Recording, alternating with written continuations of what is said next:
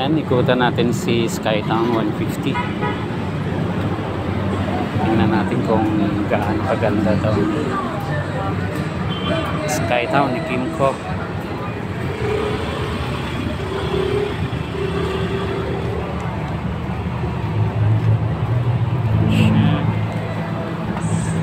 Hindi siya keyless, guys.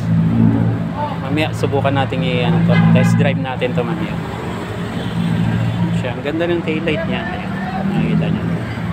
Okay din naman yung tambutso niya. Skytown 150.